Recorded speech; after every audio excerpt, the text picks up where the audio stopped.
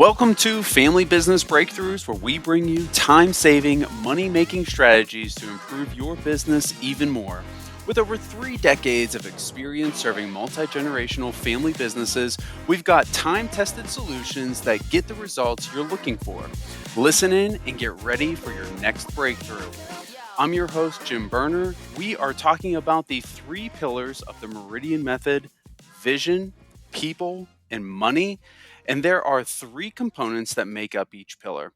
We started with vision and the first component of strategy, and we've talked about then structure. And today we are on the final and third component of vision, which is systems. Again, I have with me Betsi Bixby, founder and owner of Meridian Associates. Meridian has been the leader in supporting family business owners, next gens, their teams, achieving their goals of family legacy, growing their communities, thriving their companies forward. And we do that through one-on-one coaching, on-site strategic planning, live events, online education. As we said, Betsy, the list continues to go Yeah, on. don't go on and on and on, Jim. And, I Betsy want has to talk over about systems. yeah, you have over 30 years of experience supporting family businesses, and your insights, they're rooted in real world practice. This isn't academia or theory. These are things that you have done day in and day out and continue to do day in and day out. And with systems, as we're discussing about today, what specific systems are we kind of discussing about, and how do they impact business operations? Yeah, so systems run throughout every single aspect of the company. Basically, Mm, everything that you do fits within a system. So, systems, if you think about it in a very positive sense, Mm-hmm. are documented, efficient processes for you to run your family business, sell whatever it is that you sell, and do it really well and make some money. And you said documented. How many of those Oh, family businesses that you have worked with have what would be the percentage of businesses that you work with, say, that actually have documented processes? well, Jim, we do a lot of surveying. As you know, you're right smack in the middle of the Family Business Insight survey, Mhm. and a lot of times, we ask the question: Are 100% documented? And Mhm. never, ever in thousands of companies do I get that box checked. Right? So everybody has a certain degree of documentation, um, and interestingly enough, as companies grow and become more complex, that's one of the things that gets neglected. You might Mm. go through cycles where it's for a little while things are documented, things are great, and then you do an acquisition, you go into a different piece of the business, and all of a sudden there are these gaps. So it's something that companies work on all the time. Yeah. Yeah, I've seen it before, but just wondering, it's always interesting to hear how many Yeah. actually And do. I would almost bet you everybody on this breakthroughs wants better systems, right? there's the Yeah. there's the first takeaway right off the bat. Get them documented. Yep. Um, so we're talking about vision, and systems are in vision. So how do these systems directly support vision and the overall structure of a company? As I was thinking about that, at first I wanted to say it's make it or break it, but it's really not Mm, the case for our multi generational families because they've been around for 75 or 100 years or whatever it is, right? So they have some degree of systems and they're, getting to vision. The big difference with systems is that life is easier. Business is mm, easier when the systems are documented in place. And what mm. systems do a lot of times, if you think about, some even within our company and checklists and the different things that we go through, it just makes life easier. You don't have to worry about did we do this or not. I was thinking about a client that had a system really well developed for acquisitions, and so the checklist was really good. They got in a new director, did an acquisition, did not use the checklist, and Mm. everything fell apart and they were scrambling. Oh no. So, one of the ways that that things aren't quite really good is there's actually several different ways that when you need to improve your systems to Mhm. get you to your vision faster Mhm. is there's errors, there's rework, there's drama, there's chaos, and often there's blame, which we know is really not a part of a good positive culture when the blame is happening. So Mm. those are all just warning signs of the fact that you probably need to tweak up a system or change a system or do something differently with a system. Um, and a lot of times with our growing companies, Jim, they'll hire on new talent. Like I was in a one on one coaching today with a CEO, very excited about a new leader. I know we're going to talk about people in our next Yeah, breakthroughs, but you're right. really excited about this new leader. And I said, you know, gosh, he's bringing new ideas, new thoughts, new systems, new ways of doing things. Is it going to get documented? And Mm. this particular company, one of the reasons that they started working with Meridian was the founder unexpectedly passed away. Mm. And they had a lack of documentation. The systems were basically in his head. And Oh, so wow. when he passed away, that put the company into a lot of crisis. And Mm. so one of the things that we've been doing with the company, and it's really wonderful. They're growing. Their team is really gelled together. Things are working well. And the wife of the former leader is running the company now, doing a great job, and her son. So it's these, making sure that everything that's really critical to the company gets documented. Well, I love systems, Betsy. You I know know I you love do. detail. This sings to me. This Uh-huh. truly is a passion of mine for sure. Yep. You've kind of skipped ahead, which I've loved. You talked about, I want people to recognize this because you went in there and you talked about ways for them to recognize the actual issues with systems. You talked Yeah. about errors, you talked about bottlenecks. I want people to go back there and re-listen to those and write those down because that kind of segues us into this portion of okay, they've identified maybe where there's a problem in the system.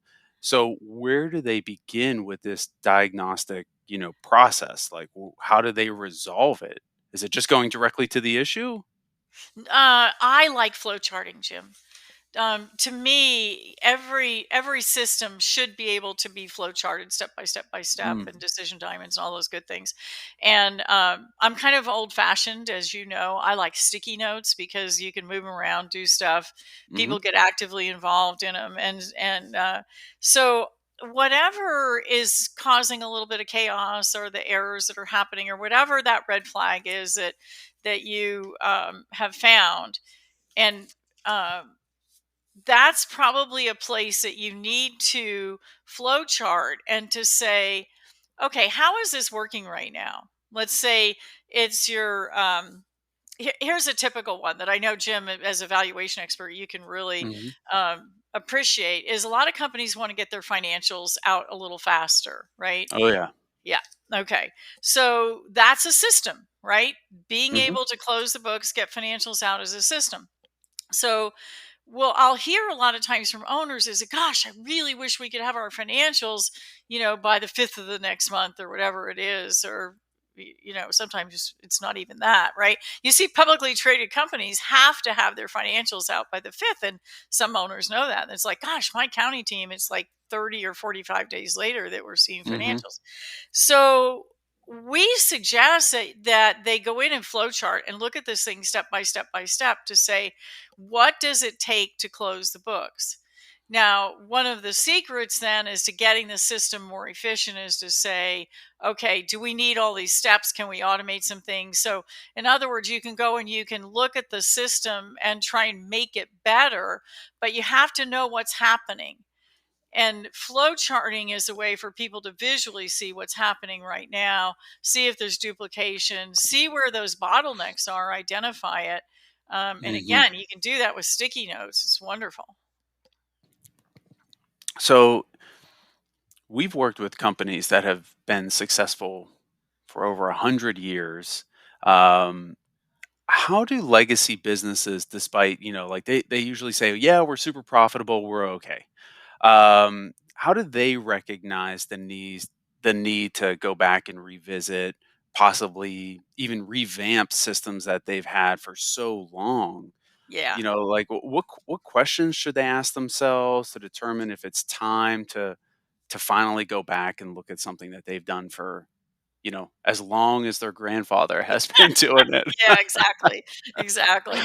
And that's the comfortable place to be, right? This is the way we've been doing it for the last 3 Mhm. decades or Yeah. whatever it is. And but I would say that that question that every leader, whether you're owner or just leading a department, whatever it is are we achieving our goals on time and on budget? And are we are we doing that with not a lot of stress and chaos, Yeah. right? So, Mhm. there's times when you see companies that can actually meet deadlines and they meet the budget, but everybody is like, oh my God, we just work so hard. Yeah. And we want a break right now. But, I think in companies that have their systems really good and keep working on systems and continuous improvement on systems, they start achieving goals faster. So the vision, Mm. we've talked Mhm. about this with accelerating vision. Mhm. It's really those systems allow you to get to goals faster, which means guess what? You get to do new goals, new pieces, diversification, whatever it is. You get to do an add to the vision. So um, systems are key. Yeah, I completely agree with that 110%, as I just said. I'm all Yeah. about it. And as you said, it makes life a lot easier. So I try to systematize, my entire life for the most part. Uh, It's very difficult. Um, so, this is quite an undertaking, obviously, as you can imagine, or as you already know, right? As the company gets bigger, the systems get bigger, there's more yeah. people involved. So they go back and, they've said, okay, we need to take a look at our system.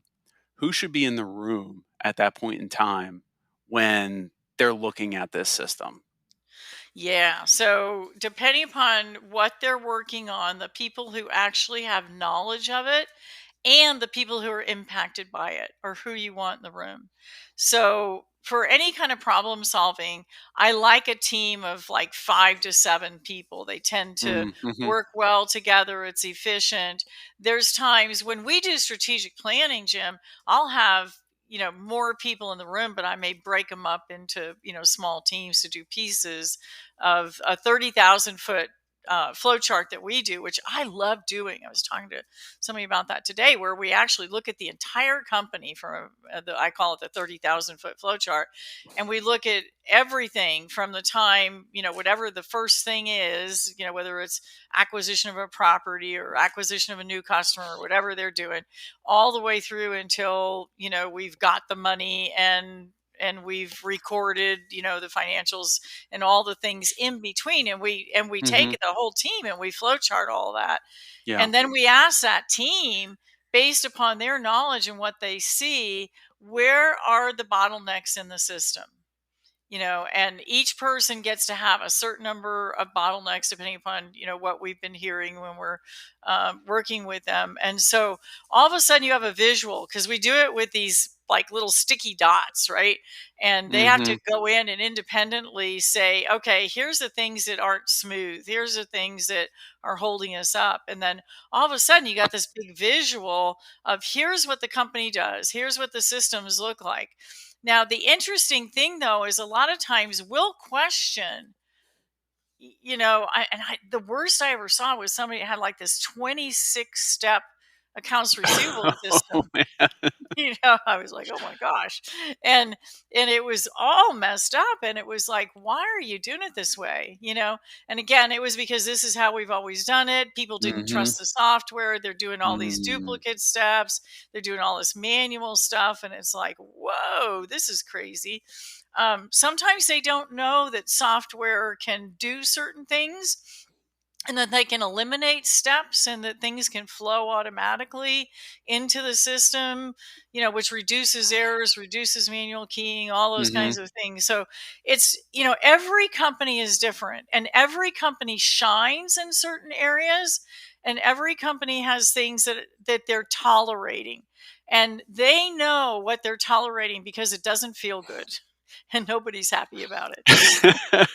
So it's like, I tell owners, just, keep your phone, and every time there's just a little blip on the radar, like, put it into your telephone. Like, I don't care if you're Mm. driving down the road, you can do a voice, message to yourself and throw it in there. Mhm. And then look at that list and say, what are the recurring themes you're seeing here? And a lot of times it'll just pop up and say, oh, that's a system thing. Mm. So that's another, just a little tip that I think everybody should take is when something goes wrong, just recognize it's because it's a system. It's usually not just bad people, it's a bad system. It's a system that's allowing those things to happen. And so when you start talking about these failures and these, little drama things that happen, on a recurring basis, it then becomes, hey, we just need to change the system. The system isn't working. We need to change the system. So it's just a good way of thinking about things instead of throwing people under the bus. Yeah. That's always Yeah. something I do, which is I send myself self emails. It'll be like late at night and I'm like, "Oh my gosh, why did this just pop into my head?" And I send Uh myself an huh. email for the next day. Uh huh. Um, so that's always something that I think about. But I, as leaders, I think we've always had let's see how to phrase this. We've always had other employees, other team members come with great ideas, and unfortunately, sometimes those ideas don't work. They get kind of shot down. Then there's a little discouragement. And, maybe sometimes after maybe the third or fourth time they've done this, they like kind of stop bringing new ideas. So, um, what strategies could a business owner use to foster a culture of continuous improvement within their organization for systems? Yeah. So the first thing, Jim, that I find is make it okay to fail. Mm, So while we want excellence and we want everything to work, if you're really going to improve systems, people have to be able to say, this isn't working well. Or, I tried this, we did an innovation. Make it okay to fail. Make it okay to admit mistakes, because when you get into a culture of continuous improvement, when people find mistakes, they're like, woohoo, I found a mistake. This is something we get to fix, right? And we're going to talk more about people and culture, but yeah. it's you want to foster where it's okay to have tried something and it didn't work. So, I talked with somebody the other day and they just said, and it's a next gen, right? And they said, I want to be able to just have a project where nobody meddles with it. I can do it the way I want to do it and just see if it works. And so in that kind of an environment, it has to be okay to go, you know what, it didn't work. But let that person try their wings and see if it works, see what happens. And um, so you also teach solutions thinking. So instead of just, criticizing something, you say, okay, and you did this really well the other day. I challenged you, Jim, and said, hey, Oh man. you give Uh, me three solutions, right? Give me solutions. And it was just a time issue for Jim. He's got this young son, a beautiful wife, and it was like, oh, we got these shareholder meetings, and Jim came back and said, here's three possible solutions to this.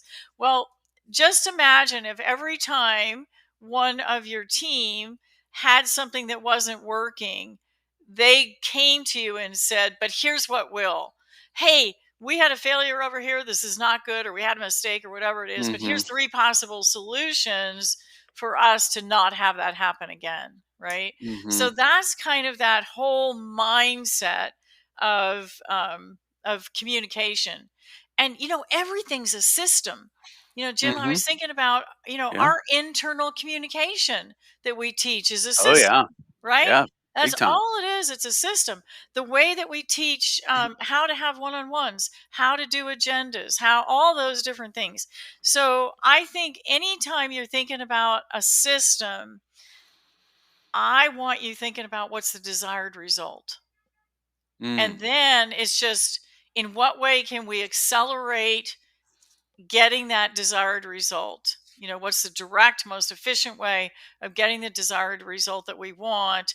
And again, without burning out our people, without making our people crazy, without making our customers crazy, um, you know, how do we get to where we need to be? And so, really focusing on the fact that systems produce results. Results are what get you to your vision and get you to your vision Mhm. faster. Yeah. This is perfect. Because based off of that, I'm gonna leave that right there. You've given us a ton to think about right now in Yeah, this there's a short lot in period of this. time, which is really good. But I just want to kind of sum it up for everybody, so that way, the highlights here. This is what I've gotten really is that, um, what is the desired result? We gotta start there. Mhm, You also got to start with documenting your processes. So anybody who's on here today mhm. listening, start documenting your processes if you haven't already done so. If you're looking to start somewhere, start with the errors and the bottlenecks, anything that you're kind of seeing from Yeah, that perspective. Flow charting is going to be the best case scenario to be able to do, which I agree with. Being able to kind of move around the stickies, what a great idea that is. I love from an owner's perspective having these self-reflecting notes, putting those mhm, into your phone or emailing those over. I think those are great. And Betsy, one quote that you've given me continuously because you've worked under John Maxwell, a prominent business leader, is "fail forward," which is yes, one of his books. yep, And so that has always stuck with me because, mm, gosh, for every 10 ideas that you have, probably 9.9 are going to fail, and there's going to be like this little tiny sliver of success, and that little success turns into something bigger. yeah, So be okay to fail, which is yep, awesome. yep. um so again, Betsy, I want to thank you for your time today, sharing this incredible insight, everything that we've had. And again, I want to encourage everybody to go back into what we've just talked about right now, make your notes, pause at certain points, get those actions down for you. And everybody message me your questions, comments. I'll have my contact info down in the show notes as well. So that way you can reach out to me. As a reminder, Meridian is here to serve you and your family. If you're looking for succession planning, leadership, next gen coaching, you want to attend one of our awesome events, you want to talk to other leaders like yourself, that's where you're going to be able to do it. Check out the show description and the notes and the links for our website. And how we can help you out. Feel free to reach out with anything. Thank you for listening in today, and we'll see you on the next Family Business Breakthroughs. Thank you. Thanks, Jim.